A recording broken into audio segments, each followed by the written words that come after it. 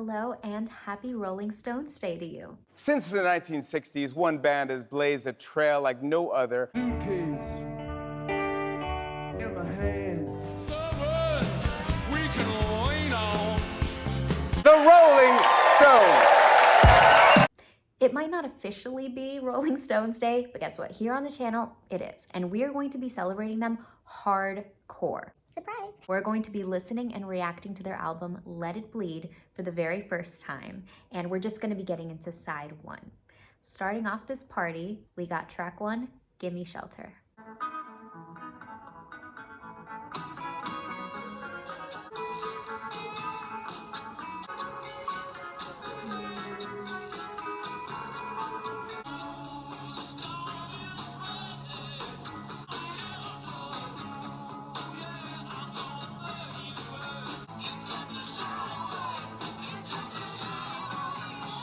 This has to be the furthest away the voice has been to us. It feels like I can't even believe that this is happening. Getting down to the nitty-gritty musical technicalities, we have this percussive instrument and this sustained device that's hooked onto another instrument, and they are sort of working in tandem to set this whole tone. Relaxing. And groovy, it feels like a good time, almost a little islandy, a little tropical.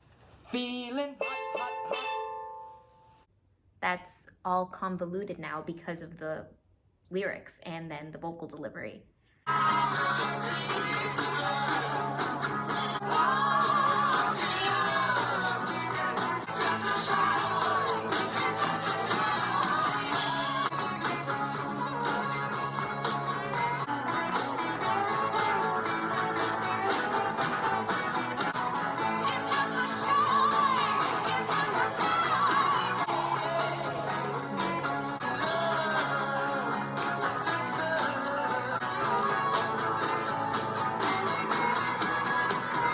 Definitely a very strong start to this album. I really enjoyed the instrumental breaks. Those were some of my favorite parts of the song. And I noticed that they Recycled a lot of repetition. in the verses, it felt like they started off the phrasing with this downward motion, and then they went into this teeter-tottering back and forth between two chords. So that was one of their first uses of the repetition device. And then we had a lot of lyrical repetition, and then a lot of sequencing that followed suit, and it all tied together really nice in the end. For track number 2, they're giving us Love in Vain. So pretty. Well, I followed a suitcase in my hand. With all your love. So beautiful. I can't imagine a more beautiful thing. And that transition to the minor out of nowhere, one of the driving forces that is allowing this song to fully shine in all its beauty is this manipulation of the major to make the major have this heaviness and weight the way that a minor would, but then they cut through that. They deliver some brutal honesty and get harsh and actually give us a true minor. And the way that they lead up to that is just so beautiful and heartbreaking. Percussion coming through. I looked her in the eye, could not help but cry.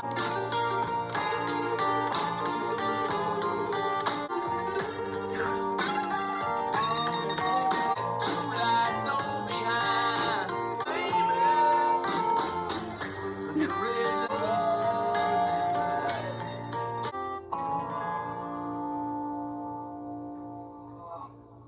What a beautiful, raw, acoustic singer-songwriter experience we've just been delivered here. It was awesome. I actually don't know how to wrap my mind around this album so far, because it feels like the two tracks that they gave us could not be more different. They are the polar opposites of each other.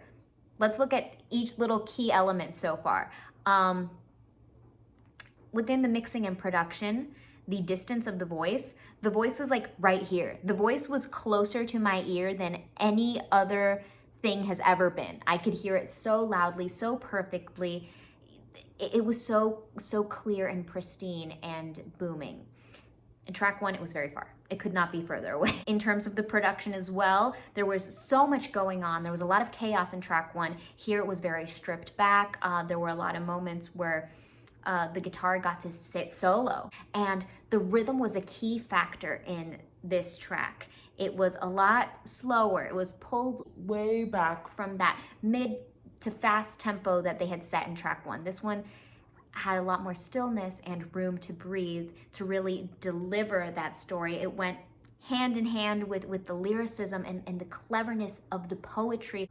I actually feel that this song is the perfect example of when the musical elements of rhythm That pulled back rhythm, and the really strong lyricism, the storytelling, the melodies and the harmonies that contrast them conglomerate to form this delectable musical moment. So far, I'm favoring track 2 over track 1. This is definitely up my alley. At number 3, we have Country Honk. Like it up? I guess we're gonna find out.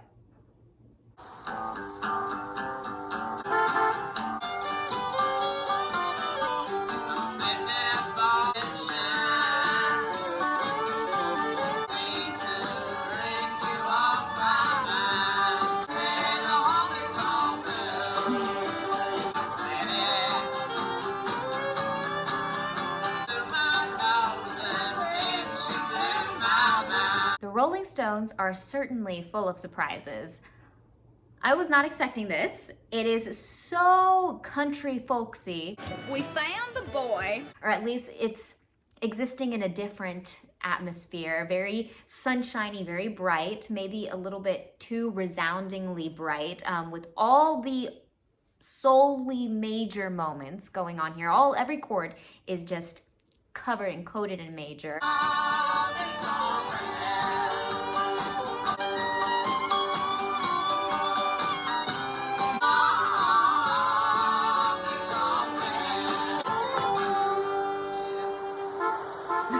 From that interrupting car horn at the beginning and end to that show-offy string and the steadiness of the slide guitar and the execution of those yodeling vocals. Was this fun? Yes. Is this my favorite? Me too. No. I sure could No. use a snack. No. No.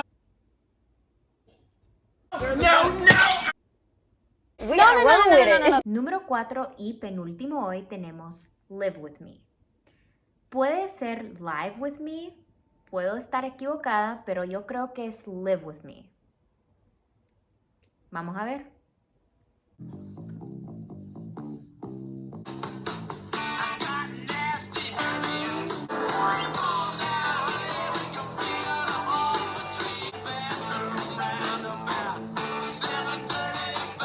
The way they kicked off this song was brilliant. That menacing, hypnotic, sickening bass, so good. And the way it's stayed consistent throughout, one of my favorite elements on this track. It's the factor that keeps me reeled, for sure. And then we have this sort of monotonous melody line, right, that's being sung, but the inclusion of the keys feels very, very jazzy and very sporadic. And then we have these glistening, shiny moments, these little flipped transitions that are so sparkly and fun and refreshing.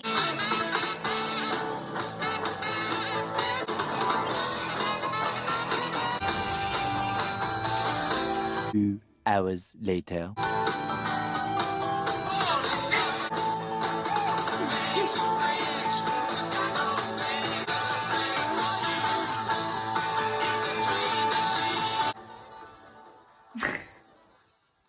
Twas the big band nature of this song that truly humbled me. The inclusion of the horns, the saxophone, it allowed me to see how this song is the gift that just keeps on giving. It kept getting better and better. Every time I had established an opinion or formed some sort of notion of what was going on in this song, they flipped that idea right on its head. Definitely kept me guessing. So far, the even number tracks on this album have etched themselves onto my heart. The percussion was just stellar, and the bass really stole the show. I think the bass was definitely our leading man here, and I am so happy about it. Closing out our night at track 5, the Rolling Stones are going to Let It Bleed. It's the title track, so got some high hopes here.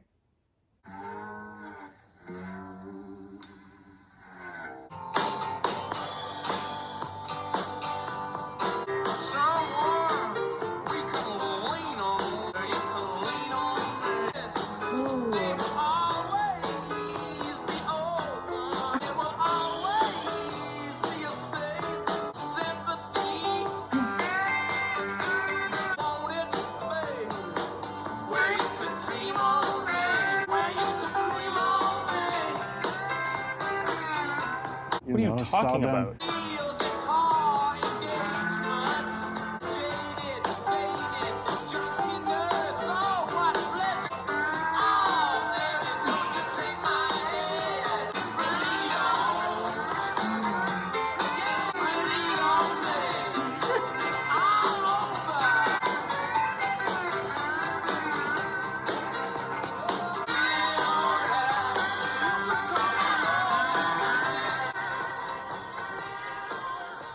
The playful atmosphere definitely engulfed every aspect of this song. It found its way into the intro with that kind of tuning effect. I thought that they were about to bait and switch us right away. I thought, you know, something else was about to happen. The rhythm, there was a lot of playfulness with the syncopation and the stops and starts and the lyricism. It was very clever and funny, silly, goofy. It was a good time. It was definitely a great time, actually. And the keys were magnificent. And the way everything came together was so nice. I feel like this was definitely a sweet way to end the night. And even sweeter are our ravishingly divine Super Thanks heroes. Thank you so very deeply and truly to AP, Marissa Martinez, Joe Scott, Swedish Jeff, Ed Myers, Kevin Corkill, Daniel Lona, and Paul Edwards. You guys own my heart.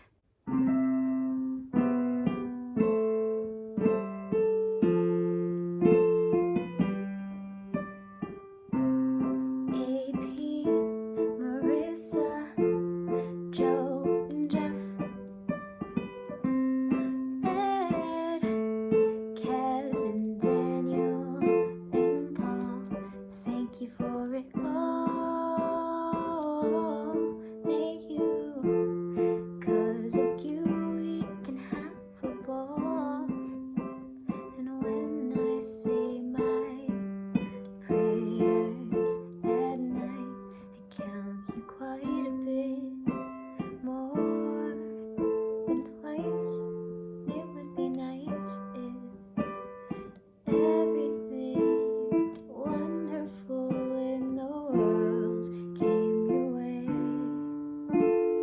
But for today, I hope you have the bestest day you ever had. Da da da da da da da da da.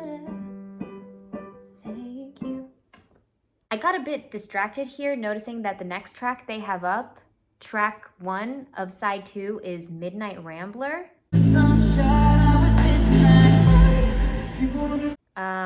Were the Rolling Stones psychic? Musician, magician, what's the difference? I love you guys so very much. Thank you for tuning in with me and having a party, having a little ball. An impromptu Rolling Stones day, only acknowledged by us, I guess. Unless it really is a Rolling Stones day, then I take it back and this was on purpose and I always knew it. Anyways, go out there, have a magnificent day, enjoy your week. I hope something magical and amazing and wonderful happens for you, something that you've been hoping for. I hope that happens. All right, take it easy.